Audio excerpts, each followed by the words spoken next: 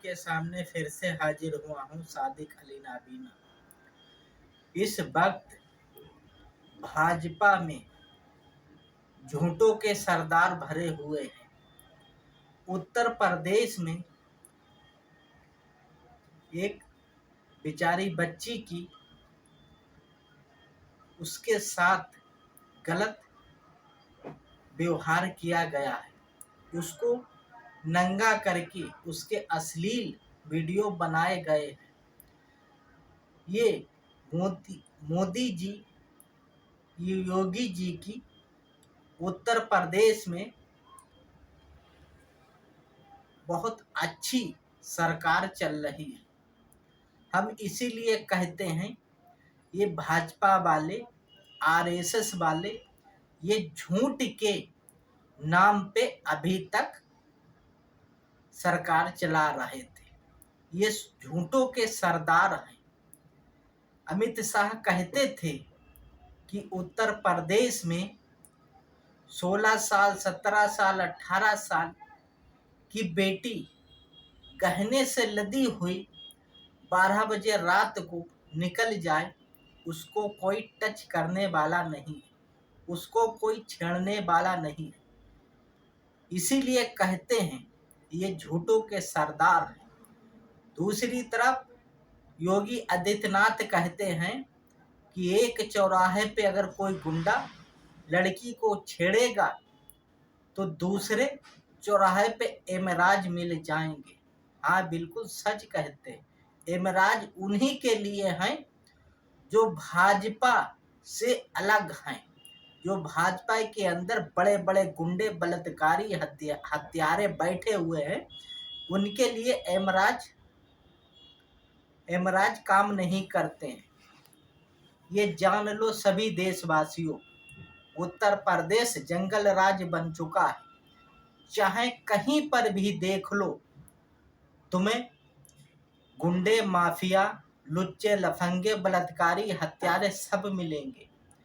ना उनके ऊपर कोई बुलडोजर चलेगा, ना उनकी संपत्ति को कुर्क किया जाएगा, ना उनको जेल में सजा दी जाएगी। चंद दिनों ही के लिए बंद किया जाएगा, बाकी फूल मालाएं पहना के उनको स्वागत किया जाएगा। यही भाजपा की झूठ पे बनी हुई सरकार है।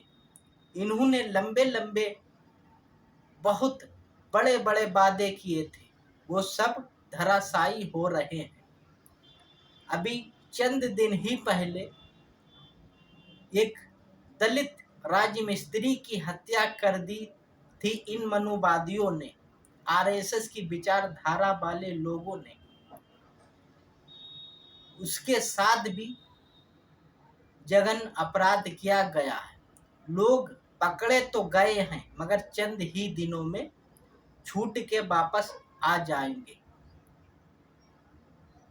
जो उत्तर प्रदेश में जंगल राज चल रहा है, उसे हम सबको सोचने की जरूरत है। ये किन लोग जो भाजपाई के हैं,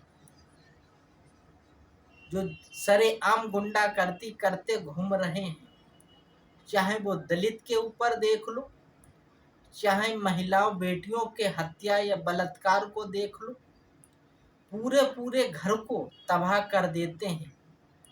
जैसे कुलदीप सेंगर, उसने पूरे घर को तबाह कर दिया। बड़ी मुश्किलों से उसे सजा मिली। सजा क्या, आए दिन वो बेल ही पे बाहर घूमता रहता है। जब उसका मन होता तो जेल चला जाता है, जब जेल से मन उब जाता है तो बाहर घूमने के लिए उसे पैरोल पे छोड़ दिया जाता है। स्वामी चिन्मयानंद जैसे बलात्कारी, रेपिस्ट, ना उनको जेल में डाला जाएगा। भाजपा के अंदर जितने भी हैं मेरे भारत के सभी साथियों, सब तुम्हें गुंडे, माफिया, हत्यारे, बलात्कारी ही मिलेंगे। सबसे ज्यादा अगर भ्रष्टाचार हुआ है इस भाजपा सरकार में हुआ है, जो 70 सालों में भी नहीं हुआ। अभी चंद चंद दिन ही पहले एक रिपोर्ट आयुष्मान कार्ड की निकल के आई थी और दूसरी सड़क की, कि एक नंबर पर हजारों लोगों ने इलाज किया था। हाँ, 2 4 6 लोग तो एक नंबर पे हो सकते हैं, मगर सैकड़ों हजारों लोग एक नंबर पे इलाज नहीं करा सकते। जिन अफसरों ने इसका खुलासा किया, उनको सत्ता से उस जगह से हटा दिया, उस कार्यालय से हटा दिया, उनको नीचे पौदान पे पहुंचा दिया। जो सड़क बनाने का 18 करोड़ का ठेका था, तो उसको 250 करोड़ का भुगतान किया गया है। तो ये खुली धांधली हुई है। मगर ये भाजपाई लोगों को जो खुलासा करते हैं, वो सीनियर ऑफिसर, उनको हटा दिया जाता है। यही भाजपा का दोहरापन नहीं, ये दोगलापन है। गौतम अडानी को मालामाल किया जाता है, भारत की जनता को कंगाल किया जाता है। उत्तर प्रदेश में जो ये गाय सांड ये छोड़े गए हैं, इसमें भी एक साजिश है मेरे किसान भाइयों, कि जब किसान लोग परेशान हो जाएंगे और अपनी अपनी खेती को छोड़ देंगे, फिर गौतम अडानी के बड़े बड़े उद्योग कारखाने लगाए जाएंगे कि ये मुफ्त में जमीन छीन लेना चाहते हैं। इसी के चलते मोदी जी ने ये साजिशें रची हैं, जानवरों को छुड़वाया है, लोग परेशान हो जाएं, खेती करना छोड़ दें, इसलिए ये साजिशें रची गई हैं। इस पे भी हमें ध्यान देने की जरूरत है। ये बहुत शातिर दिमाग वाले हैं, लोगों को दिखना भी नहीं चाहते हैं और काम अपना पूरा करना चाहते हैं। हम सभी साथियों से अपील करते हैं कि जिस जगह पे इस वक्त 5 राज्यों में चुनाव हो रहे हैं, भाजपा कांग्रेस को वोट ना दे, ये मेरी अपील है।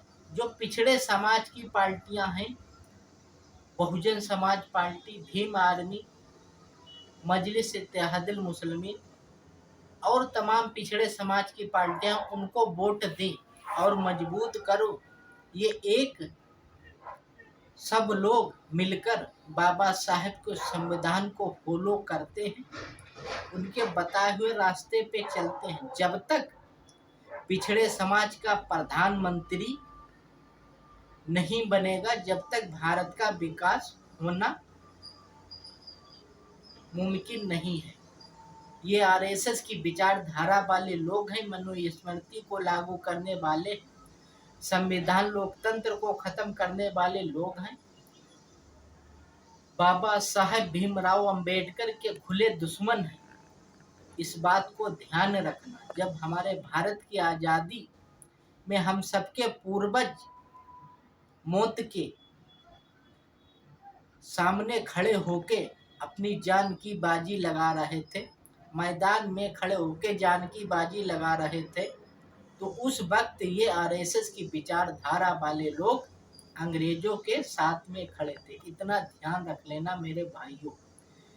इसलिए हर जगह पर ऊंचे पद पे इन्हें आरएसएस के विचारधारा वाले लोगों को बैठा रखा है। कोई भी काम होता है वो सब इन्हीं ही के इशारे पे होता है। इस वक्त विपक्ष के नेताओं पे ईडी का, सीबीआई का जोर चल रहा है। जिधर देखो विपक्ष के नेताओं के यहाँ नोटिस भेजी जा रही है। वो किस लिए भेजी जा रही? वो इसलिए भेजी जा रही है कि जी 5 राज्यों के चुनाव हो रहे हैं, उन पे ये लोग प्रचार ना कर सके, लोगों को भाजपा की गंदी सोच लोगों को बता ना सके। भ्रष्टाचार जो भाजपा ने किया है, हजारों करोड़ लाखों करोड़ का लोगों को बता ना सके, इसलिए ये ईडी नोटिस दे रही है। अगर इनमें दम है वाकई तो 5 चुनाव के बाद नोटिस दे और उसकी जांच कराए। कोई भी तुमको दोषी नहीं मिलेगा, मिलेगा तो भाजपा ही के मिलेंगे। बड़ा बड़ा इन्होंने घोटाला किया है इस देश के साथ। हमारे भारत पे कर्जा इतना लाद दिया है जो 75 सालों में अब तक नहीं हुआ था। मोदी जी ने चंद ही दिन में कर्जा इतना बढ़ा दिया है। इसको हम सबको सोचने की ज़रूरत है। ये भाजपा सरकार संविधान विरोधी है। यही मेरी सभी साथियों से अपील है कि इस बात को सोचो और समझो, आगे बढ़ो। इन भाजपा कांग्रेस को हटाओ, पिछड़े समाज की सरकार को बनाओ। यही मेरी सभी साथियों से अपील है। जय हिंद।